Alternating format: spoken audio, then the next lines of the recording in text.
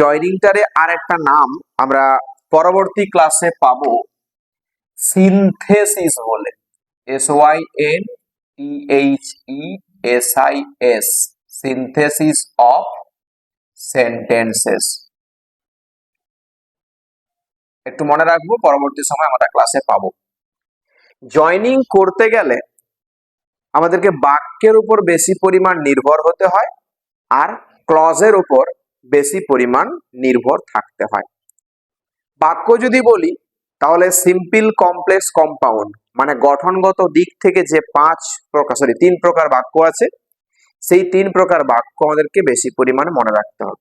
Simple, complex আর compound. প্রত্যেকটা বাক্যের আলাদা আলাদা গঠন আছে। আমরা যখন সিম্পল সেন্টেন্সে জয়নিং করা শিখেছিলাম তখন সিম্পল সেন্টেন্সে বৈশিষ্ট্য ফলো করেছিলাম।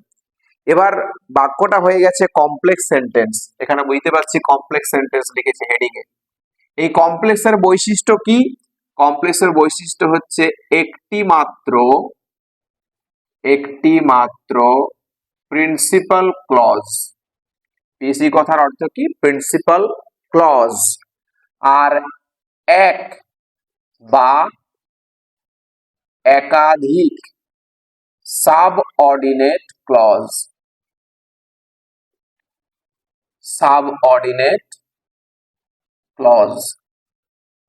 এই সাবঅর্ডিনেট ক্লজ আবার তিন ভাগে বিভক্ত। কি কি? এক হচ্ছে নাউন, দুই হচ্ছে অ্যাডজেক্টিভ, আর তিন হচ্ছে অ্যাডভার্ব। পারলাম বুঝতে? নাউন, অ্যাডজেক্টিভ আর অ্যাডভার্ব। এবার যে বাক্যটা এখানে বলেছি কমপ্লেক্স সেন্টেন্সের ক্ষেত্রে ক্লজটাকে বলেছে এখানে adjective clause or relative clause. এই দুটো ক্লজ, একটাই ক্লজ, দুটো নাম। এই ক্লজটা দিয়ে এই পাঁচখানা বাক্য আমরা জয়েন করব আর কমপ্লেক্স সেন্টেন্সে জয়েন করা যা প্রবলেম থাকে সেগুলো এখান থেকে দূর করব। তাহলে ক্লজটাকে বলি। যদি দেখি আমাকে ব্র্যাকেটে উল্লেখ করেছে রিলেটিভ ক্লজ। কি বলছি? Relative clause. তাহলে কিন্তু তারপরে আমরা ভেবে রাখবো এটাই যে এই ক্লজের আর একটা নাম আছে অ্যাডজেক্টিভ ক্লজ। রিলেটিভ মানে কি? সম্পর্ক থাকবে, যেটা রিলেশন, নাউন ফর্মটা আমরা জানি রিলেশন হয়। সম্পর্ক কার সঙ্গে কার থাকতে পারে? প্রথম বাক্যের সাবজেক্টের সঙ্গে দ্বিতীয় বাক্যের সাবজেক্টের রিলেশন থাকতে পারে। প্রথম বাক্যের সাবজেক্টের সঙ্গে দ্বিতীয় বাক্যের অবজেক্টের রিলেশন থাকতে পারে। প্রথম বাক্যের অবজেক্টের সঙ্গে দ্বিতীয় বাক্যের সাবজেক্টের রিলেশন থাকতে পারে, আবার প্রথম বাক্যের অবজেক্টের সঙ্গে দ্বিতীয় বাক্যের অবজেক্টের রিলেশন থাকতে পারে। আমাদেরকে সেই রিলেশনটা খুঁজে বার করতে হবে। ঠিক আছে, একটা পার্ট গেল। অ্যাডজেক্টিভ আমরা কি করে পাই? না, অ্যাডজেক্টিভ পাওয়ার সহজ পদ্ধতি হলো নাউন বা প্রোনাউনকে কেমন দিয়ে প্রশ্ন করলে, কেমন দিয়ে একটা প্রশ্ন করব, সেই প্রশ্নটা করলে যে অ্যান্সারটা আমরা পাবো সেই অ্যান্সারটা হচ্ছে অ্যাডজেক্টিভ। তার মানে বুঝতে হবে আমাকে সেখানে ক্লজটা কিন্তু অ্যাডজেক্টিভ ক্লজ তৈরি করতে হবে।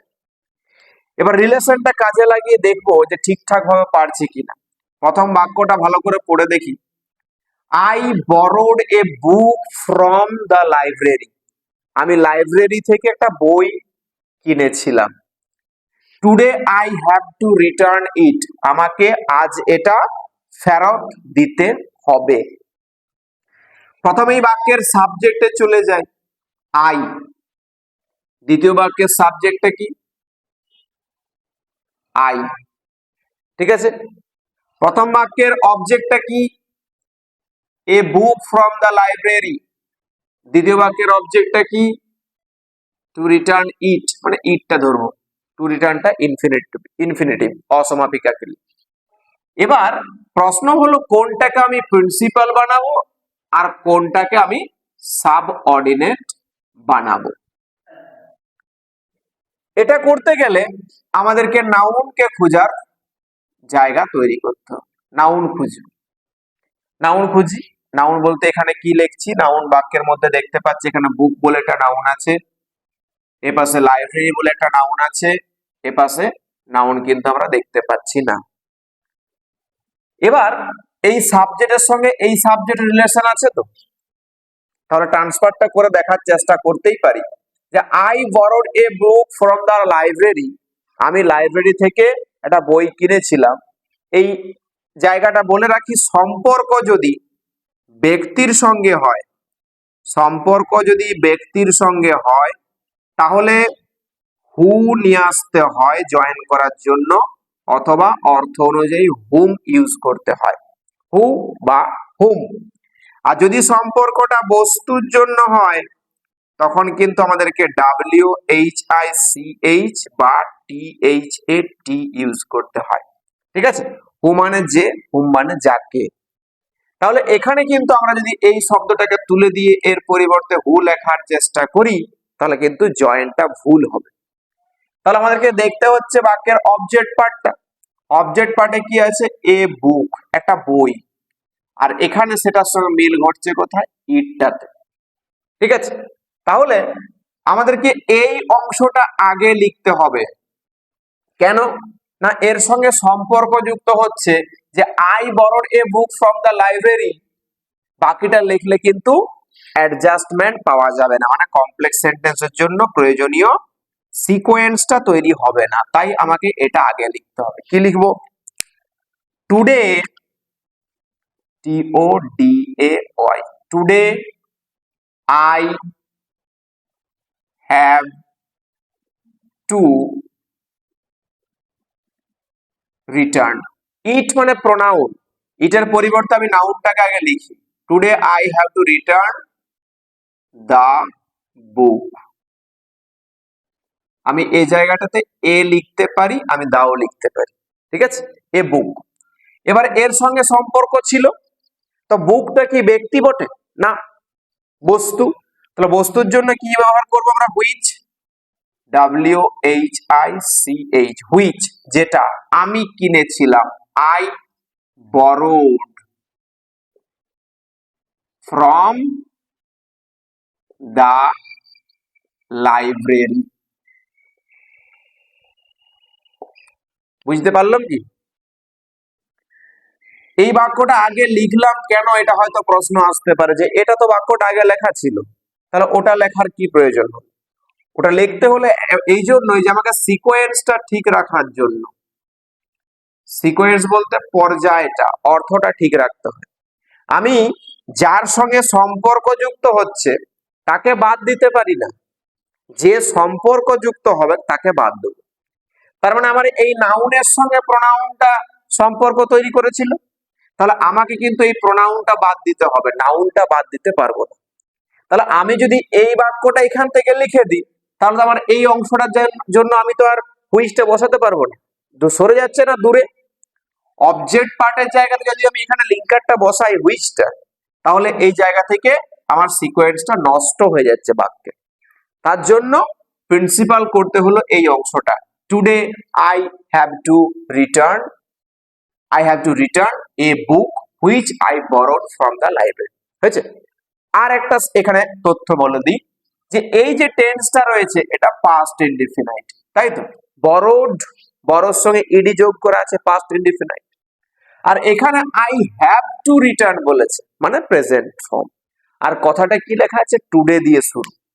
আমি বইটা আগে কিনেছিলাম আর আমাকে আজকে ফেরত দিতে হবে, কোন বইটা, যেটা আগে কিনা হয়েছিল। তাই আমাকে সিকোয়েন্সটা ঠিক রাখার জন্য এই বাক্যটা আগে লিখতে হলো। ঠিক আছে, উত্তরটা পেলাম কি, যে today I have to return a book বা the book which I borrowed from the library. Next one, আরো একটু বোঝার চেষ্টা করি ভালো করে। My brother has come to me, আমার ভাই আমার কাছে এসেছে। টেন্সটা দেখে নিচ্ছি এখানে ভালো করে, যে প্রেজেন্ট পারফেক্ট টেন্স, এসেছে। He wants to take my pen, সে আমার কলমটা নিতে চায়, সে আমার কলমটা নিতে চায়। তাহলে এখানে সাবজেক্ট পার্টে চলে যাই, সাবজেক্টের সঙ্গে এই সাবজেক্টের মিল আছে, অবশ্যই আছে, যেটা মাই ব্রাদার সেটাই তো হি। অবজেক্ট পার্টের সঙ্গে মিল কিন্তু খুঁজে পাচ্ছি না, অবজেক্ট পার্টে টু মি আছে, এই অবজেক্টটা আলাদা, টু টেক মাই পেন আছে, অবজেক্ট পার্টের সঙ্গে রিলেশন নেই। রিলেশন আছে কোথায়? সাবজেক্ট পার্টের সঙ্গে, এই সাবজেক্টের সঙ্গে সাবজেক্টের রিলেশনটা আছে।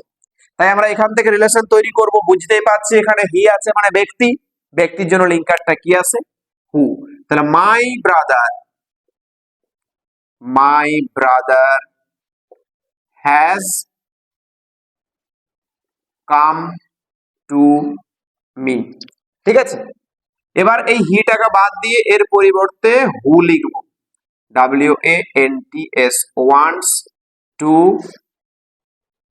Take my pen. ক্লিয়ার? এবার খেয়াল করব একটা জিনিস, যদি আমাকে ব্র্যাকেটে বলে দেয় যে রিলেটিভ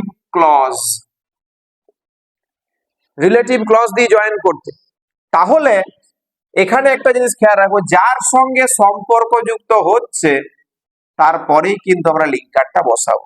তার মানে উত্তরটা এভাবে হবে, my brother who has come to me, এটা কমা দেব, wants to take my pen, ঠিক আছে।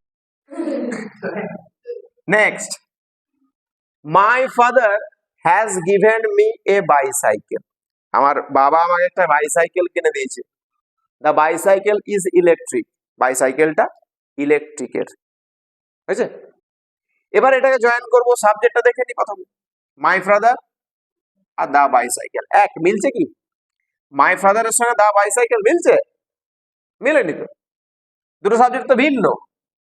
তাহলে সাবজেক্টের সঙ্গে অবজেক্টে মিলে দেখিনি, দা মাই ফাদার কি ইলেকট্রিক বটে? না তাও নয়, মাই ফাদার ইলেকট্রিক মিলেনি, হয়নি, ব্যাস এটা মিলছে নি। তাহলে এ বাইসাইকেলটা মিলছে, এ বাইসাইকেল এর সঙ্গে দা বাইসাইকেল, ঠিক আছে, মিলেছে। এটার সঙ্গে সামঞ্জস্য হলো, এটার সঙ্গে রিলেশনটা তৈরি করলাম, ব্যাস লিখতে শুরু করবো এভাবে, যে মাই father has given me a bicycle which is electric. বস্তুর জন্য হুইচ বসে, যার সঙ্গে সম্পর্কযুক্ত সে থাকবে, আর যে সম্পর্কযুক্ত হলো সে বাদ যাবে, আর তার পরিবর্তে লিঙ্কারটা বসবে, ওই শব্দটা হু, মানে হু বা হুম বা হুইচ বা that. Netaji left the country, Netaji দেশ ছেড়েছিল। He build the Azad Hind ফৌজ, তিনি আজাদ হিন্দ ফৌজ গঠন করেছিলেন। মিল আছে তো, নেতাজির সঙ্গে হিয়ের মিল স্পষ্টভাবে পাচ্ছি, অবজেক্টে কিন্তু পাবো না। তাহলে নেতাজি NETAJI, লিঙ্কারটা কার সঙ্গে সম্পর্কযুক্ত হলো? এর সঙ্গে, যার সঙ্গে সম্পর্কযুক্ত তারপরেই আমাকে লিঙ্কারটা ইউজ করতে হবে। তাহলে নেতাজি ব্যক্তি, who left the country, comma দেব, built the Azad Hind Fauj. Clear? Next, the girl came to help me, মেয়েটা আমাকে সাহায্য করতে এসেছিল। সি ইজ মাই সিস্টার, সে আমার বোন।